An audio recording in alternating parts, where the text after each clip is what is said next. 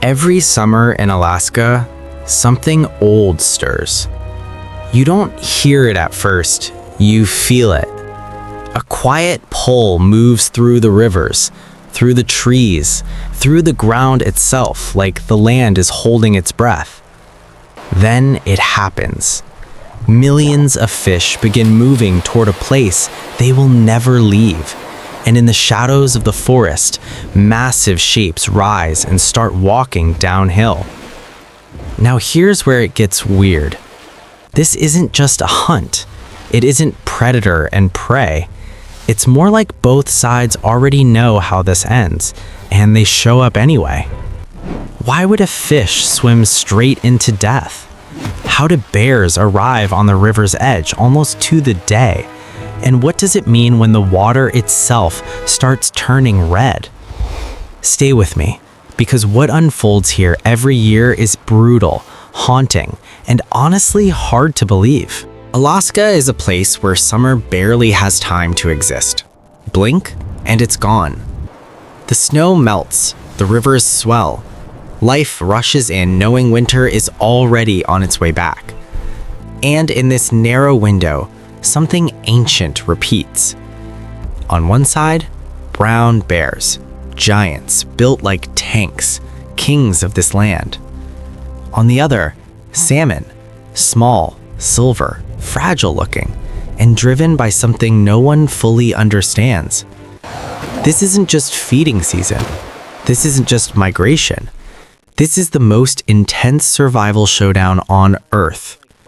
And once you see how it really works, you won't look at nature the same again. It starts with a question scientists still can't fully answer. Salmon are born in fresh water. They grow in the open ocean, and years later, they come back. Not to the same area, not even to the same river system, the exact stream, sometimes the same stretch of gravel.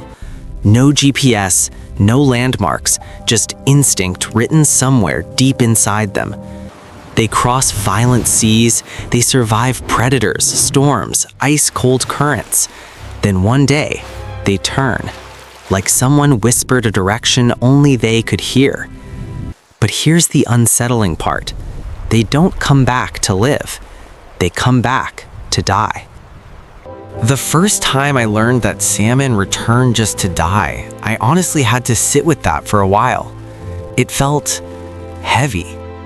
By midsummer, Alaska's rivers begin to feel crowded. At first, you spot one fish, then another. Then the water seems to move on its own. Within days, the rivers are packed, millions of bodies pushing upstream. The water shivers with motion. The air smells sharp, like metal and life and something rotting all at once. And the forest already knows, because the bears are waiting. A brown bear can weigh over 600 kilos. Most of the year, they stay apart. They avoid each other. They don't share. But during the salmon run, everything breaks. Dozens of bears line the same river, side by side, ignoring space, ignoring each other, because these few weeks decide whether they live through winter. Winter here isn't gentle. It can last 8 months, and when the food is gone, it's really gone. A bear needs around 20,000 calories every day. That's dozens of salmon, every single day. So the river becomes a battlefield. The salmon throw themselves upstream. They leap waterfalls. They slam into stone. Their skin splits, their mouths twist, their bodies turn from silver to dark red. They stop eating. Their organs fail. Their bodies start falling apart while they're still swimming. And they don't stop. Above them, the bears watch. When a salmon drifts too close to the edge, it's over.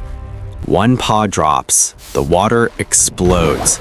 The fish never even knows what happened. But here's the part most people don't expect. The bears don't eat the whole fish. They rip it open. They take the skin, the brain, the eggs, the richest parts. Then they drop the rest. Soon the forest floor is covered with half-eaten salmon. It looks wasteful. It looks savage. But it's the opposite. Those bodies feed everything. Wolves, foxes, eagles, ravens, insects, even the trees. The forest itself grows from dead fish. Nutrients from the salmon seep into the soil. The trees drink it. They grow taller, greener, stronger. The bears aren't just hunters. They are the engine that keeps this whole world alive. And this is the part that's hard to wrap your head around. If the salmon vanish, the bears starve. If the bears vanish, the forest weakens. If the forest weakens, the whole system falls apart. This isn't just survival. It's the heartbeat of the land. By late summer, the river quiets. The salmon are gone. Their bodies rest under the water, their flesh dissolving, their energy flowing into the land. The bears, heavy with fat, climb back into the mountains. Snow comes. The battlefield disappears. The forest sleeps. But beneath the ice, beneath the silence, tiny salmon are already growing. And somewhere in the dark, the bears are dreaming of the river. Because next year, it all begins again. This isn't just nature footage. It's life telling its own story through hunger, instinct, sacrifice, and balance. If you love uncovering the wildest mysteries of the natural world, subscribe and come with us on more unbelievable journeys.